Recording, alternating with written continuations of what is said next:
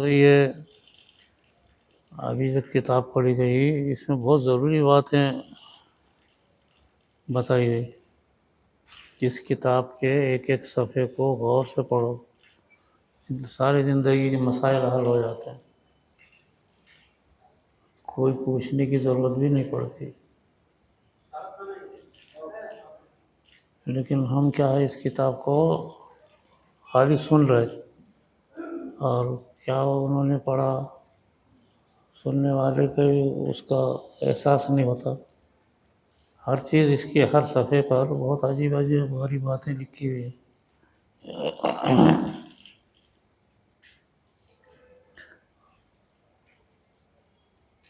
دین کی روح جو ہے معرفت ہے، اللہ کو پہچاننا ہے، یہ دین کی روح ہے.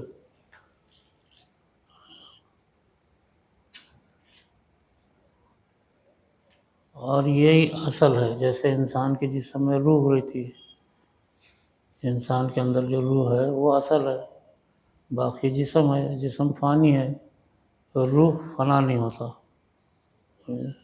فنا نہیں ہے اس کو. آج اپنے جسم میں ہے، کل کو دوسرے قبر میں جائے گی تو دوسرا جسم رہے گا. میدان حشر میں جائے گا تو اس کے لیے جسم ملے گا، الگ الگ کیفیت رہے گی. لیکن روح اپنی ہے، ہر وقت رہے گی، کبھی اس کو ختم نہیں ہوگی. اسی طریقے سے دین کی اصل جو ہے معرفت الہی ہے، اللہ کو پہچاننا زندگی میں. بس زندگی میں ہر وقت اللہ یاد رہنا، یہ دین کی روح ہے. اس کے لیے بہت محنت کرنا پڑتا. آسانی سے اللہ کا دھیان 24 گھنٹے نہیں رہتا. 50 مصیبتیں پریشانیوں کی وجہ سے روح اللہ کے نام کو ہم بھول جاتے ہیں. یہ دین کی اصل ہے. عام انسان اس سے کہاں غافل ہے، اپنے کاموں میں اس قدر پریشان رہتا ہے کہ جانتا ہی نہیں وہ دین کیا ہے. اس میں جو آج بتائی معرفت سلوک کا خلاصہ آج کے صفحے میں کے اندر ہے. یہ کتاب خرید کے یا لے کر کے ہر صفحے کو غور سے پڑھو، اپنے گھر میں غور سے پڑھو گے تو سمجھ میں آئے گا. اب یہاں تھوڑا سا سن لیے، اب اس کے بعد یاد نہیں رہتا کیا ہے اس کے اندر. تو ایک چیز تو یہ بتائی کہ معرفت الہی یعنی تصوف روحانیت، اس کی ابتدا یہ ہے کہ ہم کو حضور صلی اللہ علیہ وسلم کی سنتوں سے محبت رہنا، یہ ابتدا ہے. آج کل لوگ فرض پڑھ لیتے ہیں، سنتیں نہیں پڑھتے، صرف فرض پڑھ کے بھاگ جاتے ہیں عام مسلمان. تو ہم کو جو محنت کر رہے معرفت کی، ہمارا یہ عمل رہنا کہ سنتیں ہم پابندی سے پڑھنا.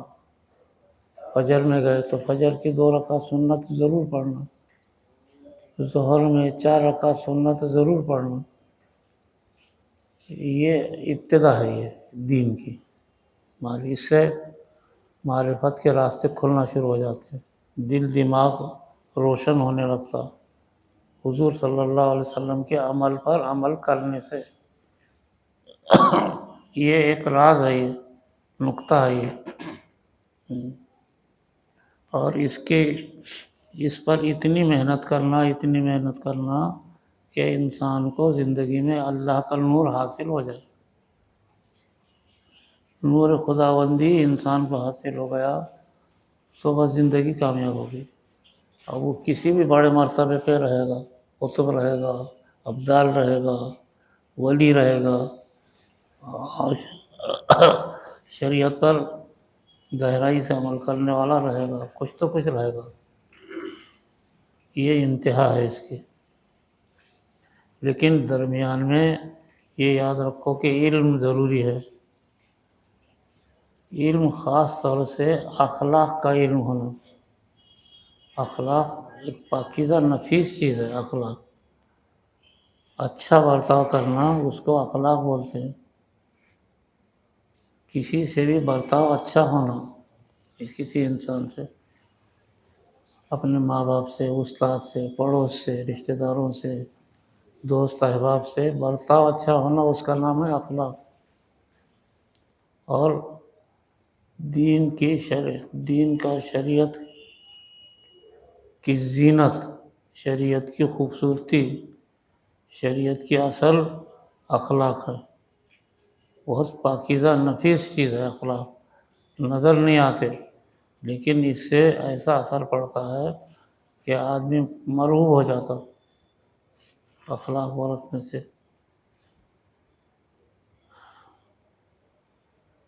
کوئی مہمان آئے تو مہمان کے ساتھ نہایت اخلاق، خدمت سے پیش آنا مہمان کے ساتھ، یہ اخلاق، اس کو اخلاق بولتے ہیں. شریعت کے اندر مہمان نوازی بہت بڑی دولت ہے. اخلاق کس کو بولیں گے کہ مہمان کے ساتھ خدمت کرنا، اس کی جتنا اپنے سے حیثیت ہے اس کو کھلانا پلانا، اس کو سلانا، مہمان کی آمد پر خوش ہونا، اس کو بولتے ہیں اخلاق. یہ کہاں، یہ ہمارے پاس نہیں رہتا. شریعت کی روح جیسے معرفت الہی ہے، تصوف ہے، اسی طریقے سے شریعت کی زینت، شریعت کی خوبصورتی اخلاق سے ہے. کسی کے ساتھ بھی اپنا بڑا پنا نہیں بتانا، اپنی عاجزی بتانا، یہ اخلاق، اس کو اخلاق بولیں گے. یاد رکھو اخلاق کے بغیر معرفت الہی حاصل نہیں ہوتی. ہمارا ذکر بیکار چلا جائے گا، اللہ حاصل نہیں ہوگا. اس وجہ سے اخلاق،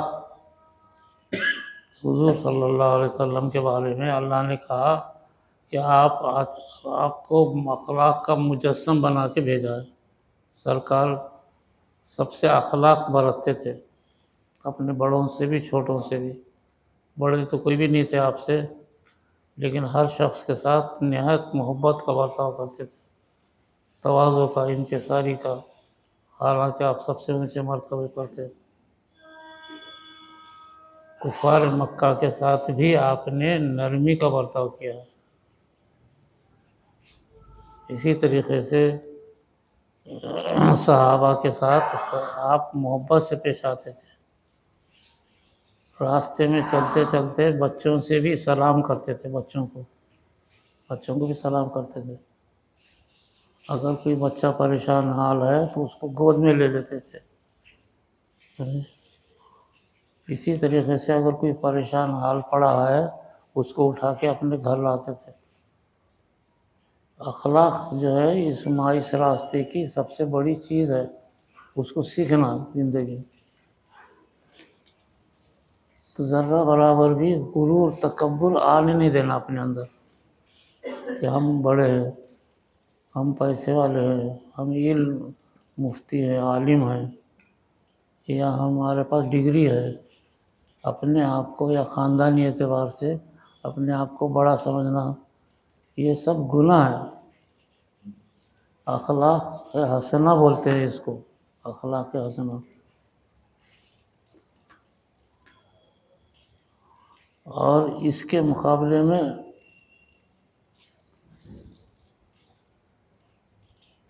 اعمال خبیثہ ہے. اخلاق کو جو چیز ضائع کر دیتی ہے، خبیث عمل اخلاق کو ضائع کر دیتے ہیں. خبیث عمل جیسے تکبر جو ہے، یہ خبیث عمل ہے. انسان کی کیفیت کو ضائع کر دیتا تکبر اگر آیا. اس کے بجائے عاجزی آنا. اسی طریقے سے چغل خوری اور غیبت، یہ خبیث اعمال ہیں. خبیث اخلاق حسنہ اور اعمال خبیثہ. اخلاق حسنہ اچھے کردار کو بولتے ہیں، اور اعمال خبیثہ یہ ان عمل کو بولتے ہیں جو نظر نہیں آتے لیکن دل میں برائی پیدا کر دیتے ہیں۔ کسی کی غیبت کرنا، کسی کی چغلی کرنا، کسی پر الزام لگانا بلا وجہ، کسی پہ تہمت باندھ دینا، کسی کو برا سمجھنا، کسی کو چھوٹا اپنے سے کمتر سمجھنا، یہ خبیث اعمال ہیں، اعمال خبیثہ بولتے ہیں ان کو۔ اور تواضع، اخلاق، ہمدردی، ہر ایک کے ساتھ محبت کا برتاؤ، اسی طریقے سے ہر ایک کے ساتھ محبت، ہمدردی کرنا، اس کو اخلاق حسنہ بولتے ہیں۔ شریعت میں اس کی اہمیت ہے، اصل میں اس پر ہماری توجہ نہیں ہے آج۔ سب سے پہلے تو معرفت کا کام، معرفت الہی حاصل کرنے کا، اللہ کو حاصل کرنے کا، اللہ کو دھیان کو حاصل کرنے کا کوئی دھیان ہی نہیں ہے آج۔ سب سے پہلے تو یہ ہے۔ اور اگر ہم اس کو حاصل کر رہے ہیں، جیسا آپ حضرات، اب ہم لوگ جو ہے معرفت کو حاصل کر رہے ہیں، معرفت کے حاصل کرنے میں ہمیشہ یاد رکھو اخلاق پیدا کرنا۔ بد اخلاقی اگر ہوئی تو معرفت کا ضائع ہو جاتی، اچھی اچھی چیزیں خراب ہو جاتی۔ اگر انسان کو ذکر کی وجہ سے اگر اس کے اندر کیفیت پیدا ہو رہی ہے تو وہ بد اخلاقی کی وجہ سے ضائع ہو جاتی۔ اس وجہ سے ہمیشہ اس پر دھیان دینا۔ سب سے زیادہ انہوں نے جو کہا ہے نا کہ شریعت کے اس کے اندر 4 چیزیں ضروری ہیں، ایک حضور کے عمل سے محبت، اور دوسرا اللہ کی ذات کا دھیان 24 گھنٹے، یہ 2 چیزیں، اور درمیان میں علم حاصل کرنا، علم کا جو بولا ہے یہ 3 چیز، تیسری چیز علم ہے، اور چوتھی چیز اپنے بڑے سے جس سے اپن سیکھ رہے شیخ سے صحبت حاصل کرنا، کچھ حصہ زندگی کا شیخ کے ساتھ گزارنا، روزانہ کا ہو، دن بھر، سال بھر میں، یا اسی طریقے سے کچھ چھوٹا ہو بڑا ہو، کچھ حصہ اپنا کچھ وقت کم سے کم شیخ کے ساتھ گزارنا۔ یہ 4 چیزیں ہیں ضروری۔ اس میں سب سے زیادہ ضروری علم جو بولے نا، علم سے مراد اخلاق حسنہ ہے، اخلاق پیدا ہونا۔ دین جو ہے اسلام جو پھیلا ہے اخلاق کے ذریعے سے پھیلا ہے۔ حضور صلی اللہ علیہ وسلم نے مکے اور مدینے میں ایسا برتاؤ کیا آپ نے کہ سارے دشمن یا تو ایمان لائے یا وہ ہلاک ہو گئے۔ اخلاق کے مقابلے میں اگر کوئی آتا ہے تو اللہ اس کو ہلاک کر دیتے، ختم کر دیتے۔ مدینے میں بھی آپ نے صحابہ کے ساتھ اچھا برتاؤ کیا ہے، ہر ایک کے ساتھ آپ نے ملنساری کا برتاؤ کیا ہے، کسی کو بد دعا نہیں دیا آپ نے۔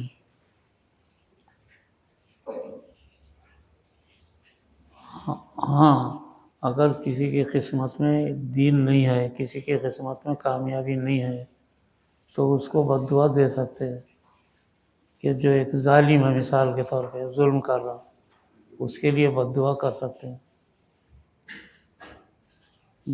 باقی ہر ایک کو بد دعا نہیں دینا کبھی کسی کو۔ اللہ کے پاس دعا کی جیسے اہمیت ہے اس سے زیادہ اہمیت بد دعا کی ہے۔ بد دعا بہت بدترین چیز ہے۔ جیسے دعا ہم کریں گے تو اللہ کو جلدی اللہ کے پاس جلدی پہنچتی ہے، اس سے زیادہ جلدی بد دعا ہے، بہت جلدی پہنچتی ہے۔ اسی وجہ سے حدیث میں ہے کہ جب گھر سے نکلو اتقی من دعوت المظلوم، گھر سے نکلو تو یہ اللہ سے دعا کرو کہ ہم بد دعا سے ہم کو بچا، کسی کی بد دعا سے بچا۔ بد دعا کرنا یہ بھی بدترین اخلاق ہے اور بدترین عمل ہے، خبیث عمل ہے۔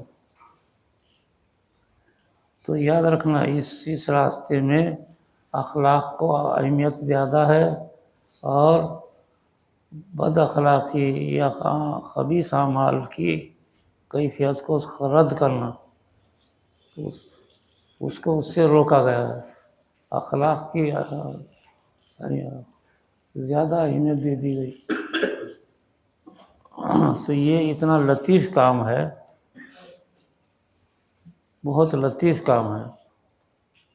تھوڑی سی بد اخلاقی سے یہ عمل ہمارا معرفت کا ضائع ہوتا، اس میں نقصان پیدا ہوتا، کمزوری آتی ہے، یہ کیفیت اس کے اندر پیدا ہوتی۔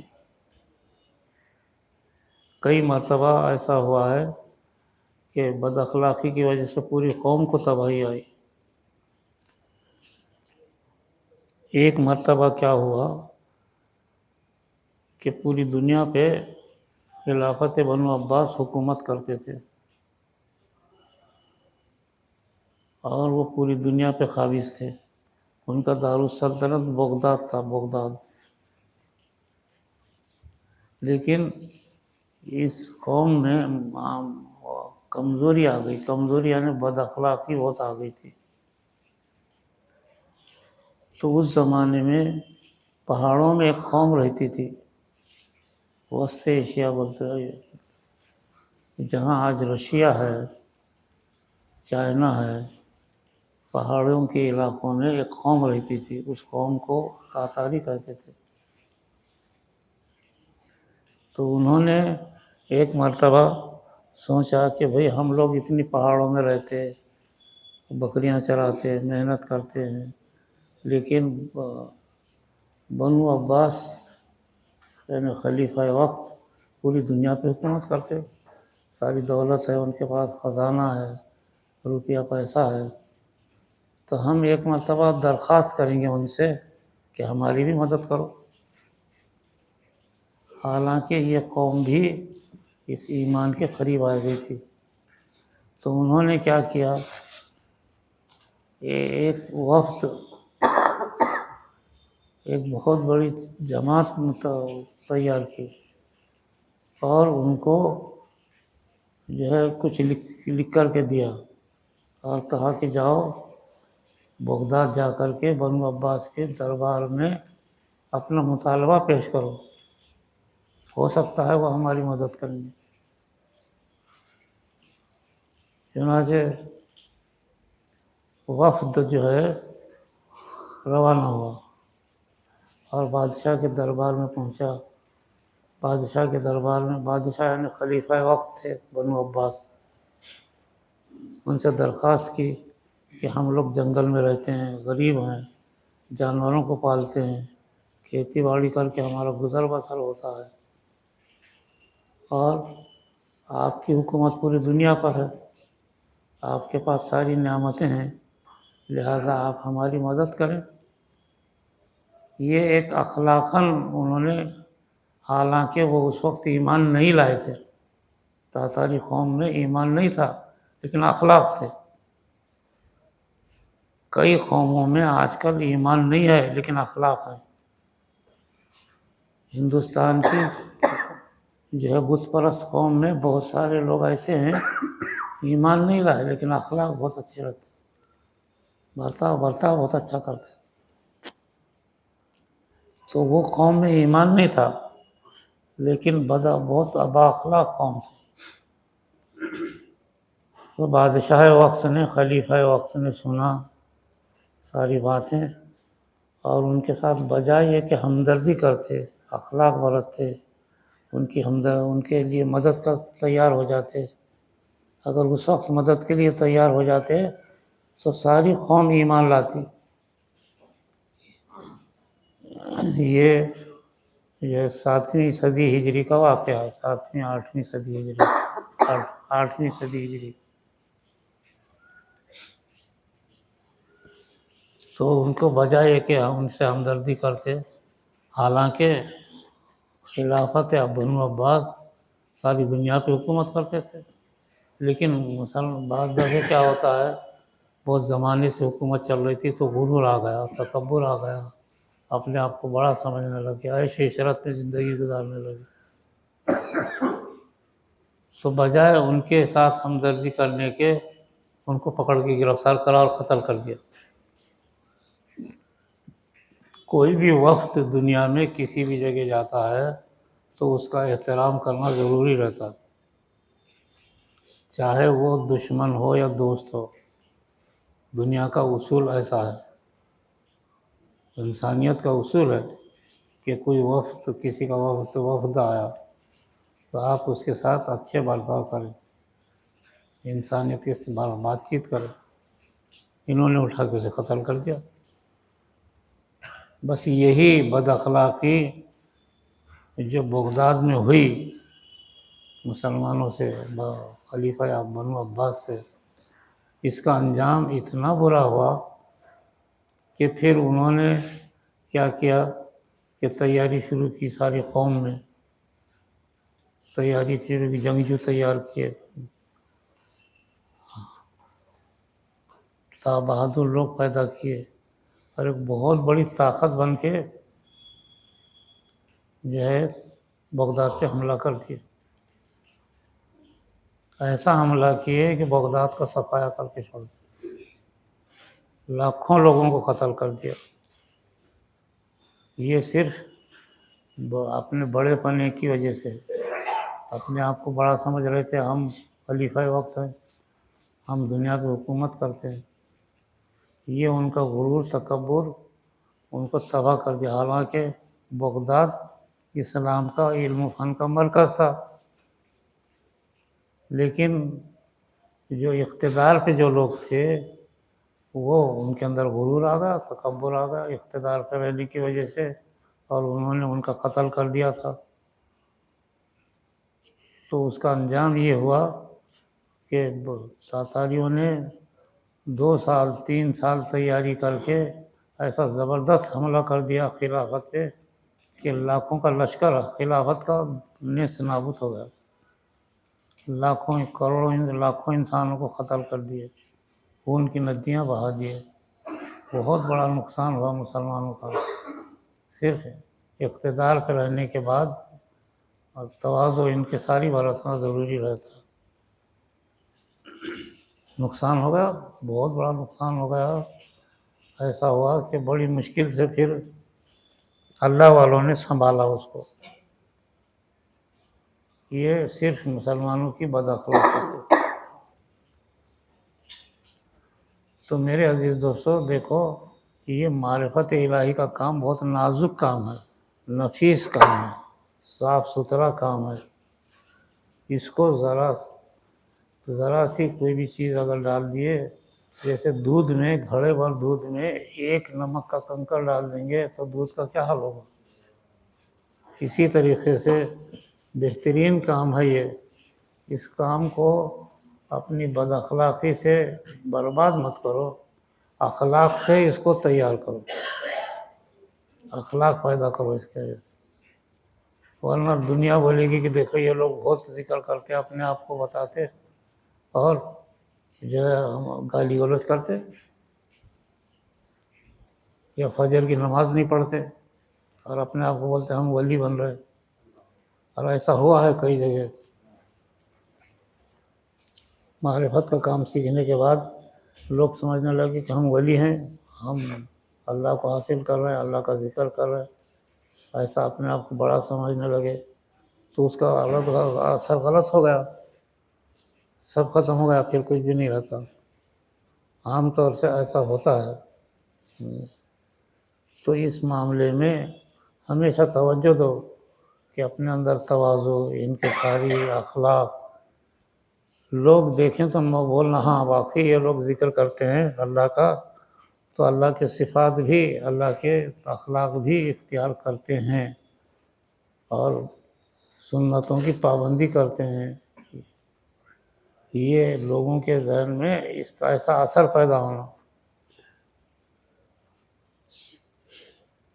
اور دوسری بات کیا ہے کہ جتنے بھی ذکر کرنے والے لوگ ہیں اب اس شہر کے اندر یہاں جتنے لوگ آتے ہیں، کبھی ادھر دھنی گاؤں سے آتے ہیں، کبھی سڑکوں سے آتے ہیں، کبھی ادھر واجی گاؤں سے آتے ہیں، کبھی ادھر اسرا نگر سے، چیتن نگر سے، دور دور سے آتے ہیں۔ یہ آپس میں محبت قائم کرنا، ایک دوسرے کو پہچاننا، ایک دوسرے کے ساتھ ربط رکھنا، ایک دوسرے کے سے خیر و کیفیت پوچھنا، ایک دوسرے کے غم میں شریک میں رہنا، ایک دوسرے کے ساتھ اگر کوئی تکلیف میں ہے تو اس کی مدد کرنا، یہ ضروری ہے۔ ورنہ ایک آدمی ادھر کا ذکر کرنے والا ادھر کے ذکر کرنے والے کو پہچانتا ہی نہیں، یہ بہت غلطی بات ہے۔ کام اس طریقے سے بڑھتا ہے کہ اخلاق برتنا اور ایک دوسرے سے محبت رکھنا، پورے گروپ میں، پورے ذاکرین، ایک دوسرے سے محبت تعلق رکھنا اور ایک دوسرے کے ساتھ انکساری برتنا، یہ ضروری ہے۔ امت میں ہمیشہ اس کو اہمیت دی گئی۔ حضرت عمر رضی اللہ تعالیٰ عنہ اتنے بڑے مرتبے پر تھے، لیکن چلتے چلتے ایک تنکا اٹھا لیتے اور تنکے کو ہاتھ میں لے کے بولتے تو میرے سے اچھا ہے، تنکا، اس لیے اور روتے کہ تو میرے سے اچھا ہے، میں تیرے سے برا ہوں، اس لیے کہ اللہ میرے سے سوال جواب کرے گا، تیرے سے کچھ بھی سوال جواب نہیں ہوگا۔ تنکے سے کیا سوال جواب ہے؟ ایک تنکا پڑا ہوا ہے، اللہ اس کو کچھ پوچھیں گے بھی نہیں، کوئی تنکا ہے، ایک کاڑی ہے۔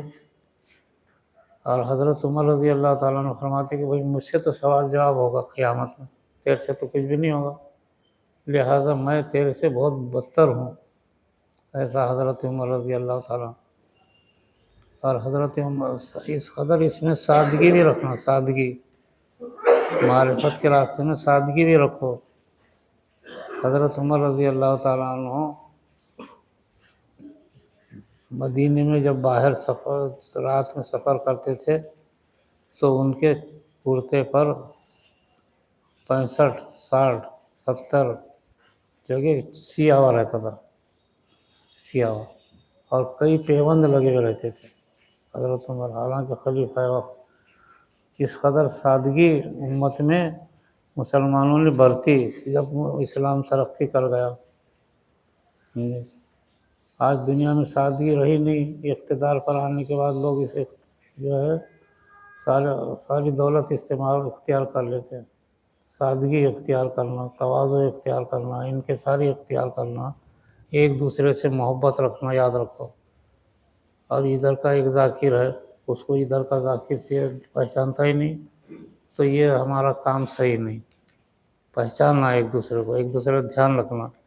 یہاں جتنے لوگ ذکر کے لیے آتے جاتے رہتے ہیں، ان پر ہم سب لوگ دھیان رکھیں، خصوصاً پرانے کام کرنے والے نئے کام کرنے والوں کے ساتھ محبت کا برتاؤ کرے، ان سے مزاج پرسی کرے، ہاتھ ملائے، مصافحہ کرے، پوچھے کہ بھئی آپ کہاں سے آ رہے، کیا نام ہے آپ کا، کیا کرتے ہیں۔ اس طریقے سے ہمارا ہر کام کرنے والا دوسرے کام کرنے والوں سے ربط رکھے، یہ ضروری ہے۔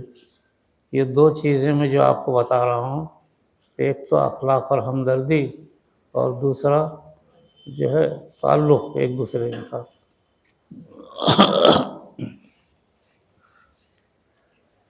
یہ بہت ضروری ہے ایک دوسرے کے ساتھ۔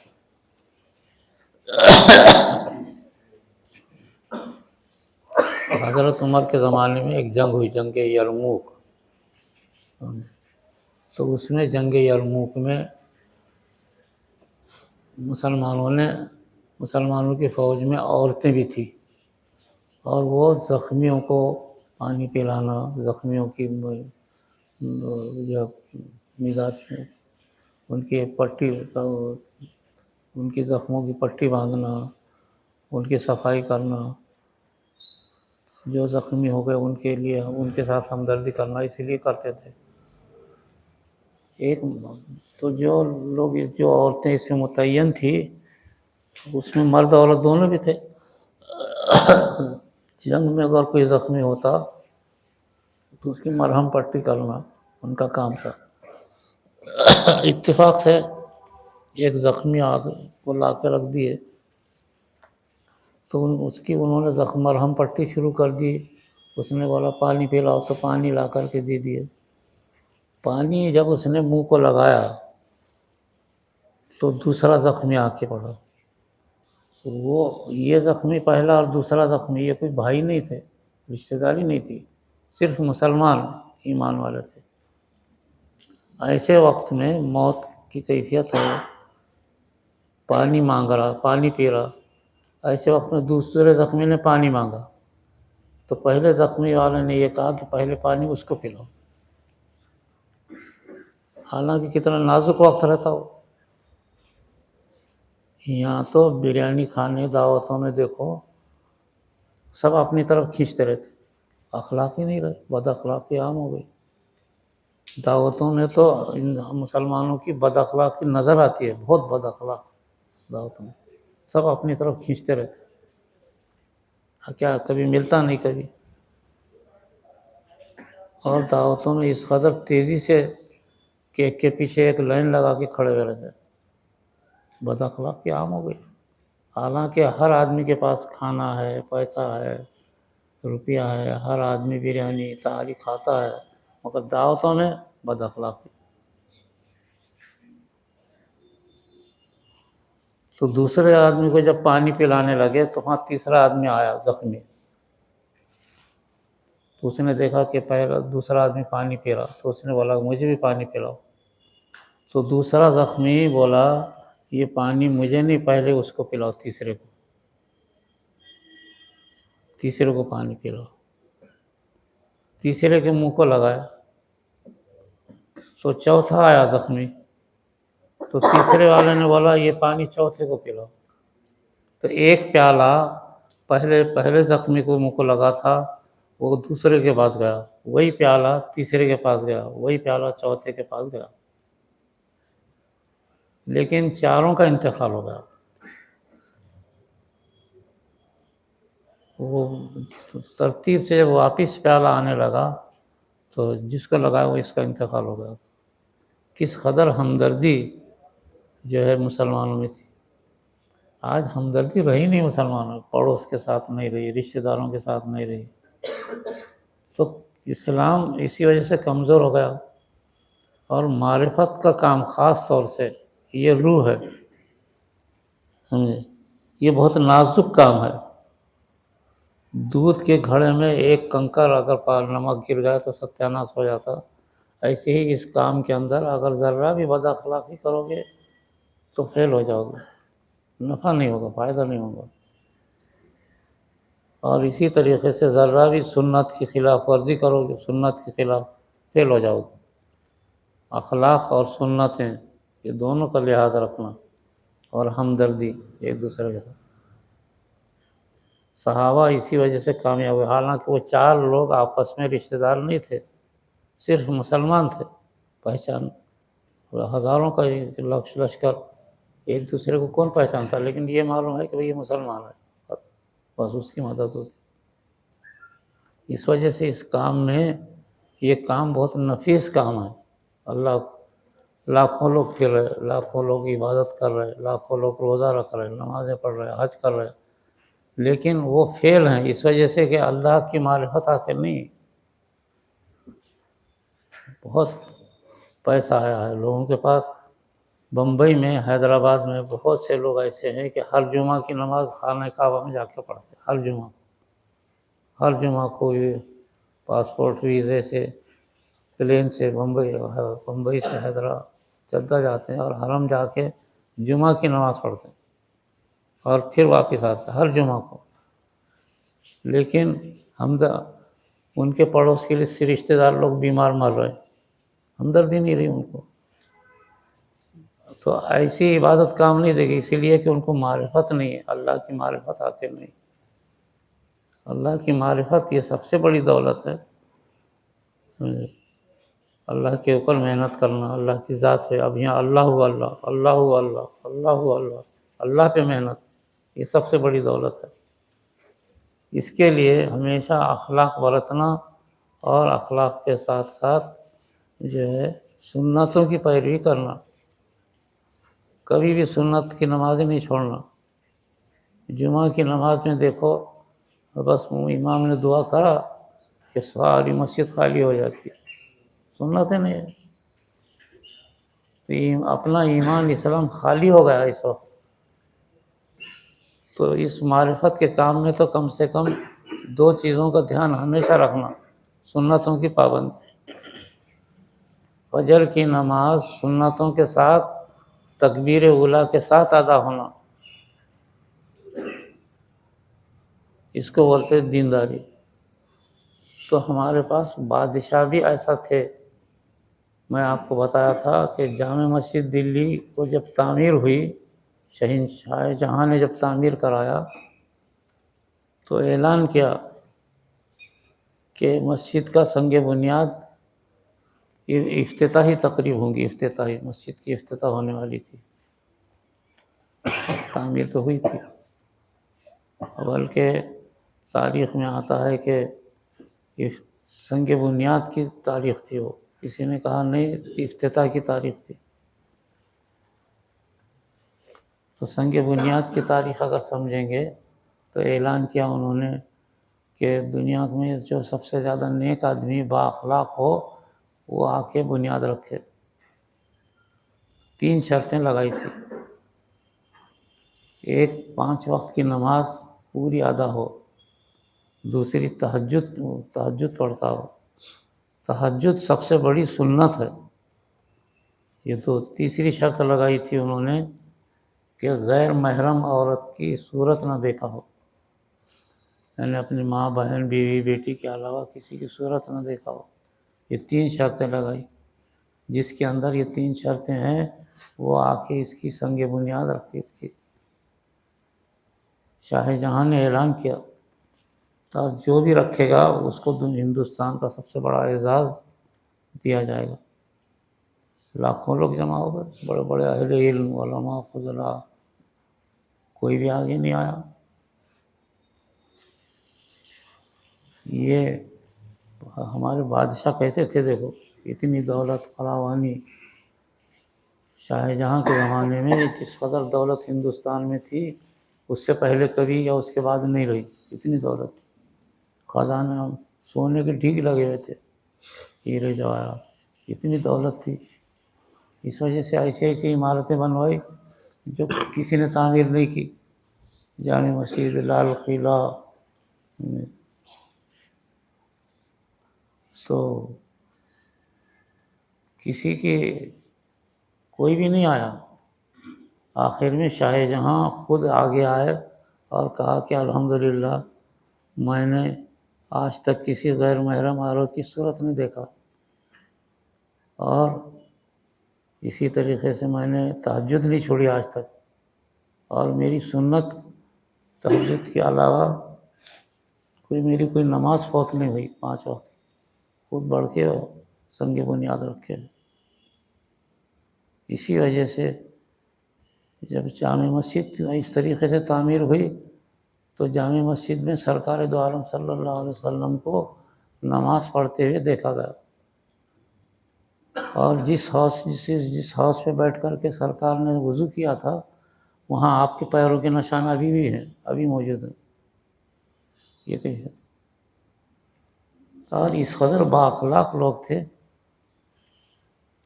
شاہ جہاں نے اور ایک شرط لگائی تھی کہ جامع مسجد جو بنائی جائے وہ اس کا چبوترا اتنا اونچا رہنا، بہت اونچا، لال قلعہ نیچے نظر آنا. ایسی شرط لگائی تھی. ہزاروں انجینئر نے نقشے بنائے، لیکن کوئی نقشہ پاس نہیں کیا. ایسا نقشہ پاس کیا کہ جس کی جامع مسجد کی اتنی اونچی بنائی جائے کہ وہاں سے لال قلعہ نیچے نظر آئے. چنانچہ آج بھی دیکھو آپ جامع مسجد پہ کھڑے ہو جاؤ لال قلعہ نیچے نظر آتا. تو دنیا کے بڑے بڑے انجینئرز جمع ہوئے. انہوں نے کہا کہ سرکار آپ یہ شرط کیوں لگا رہے ہیں، کیا وجہ ہے؟ دیکھو کیسے اخلاق تھے لوگوں کے. بڑے بڑے لوگوں نے جب سرکار سے پوچھا، شاہ جہاں سے، کہ آپ یہ شرط کیوں لگاتے ہیں کہ اتنا اونچا چبوترا ہو، اور پھر کہا کہ یہ اس کا مقصد یہ ہے کہ جہاں میں بیٹھوں گا لال قلعے میں وہاں تخت رہے گا، پھر تخت کے اوپر جو ہے تخت طاؤس رہے گا، تخت طاؤس بنایا تھا نا انہوں نے دنیا میں، اور اس پر میں بیٹھوں گا جب میرا اجلاس ہوگا تو اتنا اونچا۔ تو میں یہ چاہتا ہوں کہ جامع مسجد میں جو لوگ چپل جوتے چھوڑیں گے اس کے نیچے میرا سر رہنا۔ شاہ جہاں کا نظریہ دیکھو، چپل جوتے جہاں نمازیوں کے رہیں گے، اگر اس کے لائن سے دیکھا جائے اسی سطح سے، تو میرا سر اس کے نیچے رہنا۔ شاہ جہاں کا نظریہ دیکھ لو، کیسے تھے بادشاہ اپنے، کیا اخلاق، کتنی تواضع۔ جامع مسجد میں جہاں چپل جوتے نمازیوں کے رہیں گے ان سے نیچے میرا سر رہنا۔ میں یہ سمجھوں گا کہ نمازیوں کے جوتے میرے سر پہ ہیں، ایسا سمجھوں گا۔ اور ایسی تعمیر ہوئی جامع مسجد۔ آج تو ہمارے پاس 2 دمڑی اگر آئے پیسے، 10-20 لاکھ روپے آئے، وہ شاید آدمی جو فرعون بن جاتا۔ ذرا سی ڈگری اگر آ گئی، مفتی ہو گیا تو ہوا میں باتیں کرتا، انجینئر ہو گیا ہوا میں باتیں کرتا، اخلاق ہی نہیں رہے۔ تو اس کام کے ذریعے سے آپ ایک نفیس کام ہے، یہ دنیا کا روح ہے، یہ روح کا تعلق اللہ کی ذات سے ہے۔ سب کی روحیں جو ہیں یہ نفیس رہتی روحیں۔ عرش الہی میں جہاں اللہ تعالیٰ تشریف فرمائے اس کے نیچے ایک خزانہ ہے، سب کی روحیں وہاں رہتی ہیں خزانہ۔ باقی یعنی سب سے بڑا مقام پہ رہتی ہوں، اللہ کی نگرانی میں رہتی ہیں روحیں۔ یہ ہمارا معرفت کا کام، یہ روح ہے، ذات خداوندی کو پہچاننا۔ اس وجہ سے یاد رکھو کہ سنتیں کبھی ترک نہیں کرنا، بد اخلاقی کبھی نہیں کرنا، اپنے آپ کو فرعون تکبر میں مت ڈالنا، تو معرفت کے کام میں ترقی ہوگی۔ تو پہلے بادشاہ بھی ہمارے ولی تھے۔ اب مسلمانوں کو بھی معلوم نہیں کہ شاہ جہاں کو سمجھتے ہیں کہ عاشق مزاج بادشاہ، یہ غلط ہے۔ تاج محل جو تعمیر کی انہوں نے، ان کی جس کے یاد میں تاج محل تعمیر کیا، دراصل ان کی وہ بیوی تھی جس کی 14ویں ڈیلیوری تھی، 14ویں ڈیلیوری میں انتقال ہوا تھا ان کا، 14ویں ڈیلیوری، 13 بچے ہو گئے تھے، 14 جب ڈیلیوری ہوئی اس میں ان کا انتقال ہوا تھا، ممتاز محل کا۔ اور وہ نماز کی پابند تھی، قرآن کریم رات دن پڑھتی تھی، ان کی یاد میں انہوں نے تاج محل بنایا۔ تو ہمارے پاس سب سے بڑی چیز کیا ہے؟ 5 حج کر کے آ رہے، 10 عمرے کر رہے، ہر جمعہ کو خانہ کعبہ میں جا کے نماز جمعہ پڑھ رہے، کوئی حاصل نہیں ہے، اخلاق ہی نہیں ہے، نہ سنتوں کی پابندی، نہ اللہ کی محنت۔ اللہ بس اللہ کی ذات پر محنت، اور اللہ کو سامنے رکھنا 24 گھنٹے، اور اللہ کے نبی کی سنتوں کی پابندی کرنا، تو معاملہ یاد رکھو صحیح چلے گا۔ بد اخلاقی کرو گے اور سنتوں کے چھوڑو گے تو کچھ حاصل نہیں ہوگا۔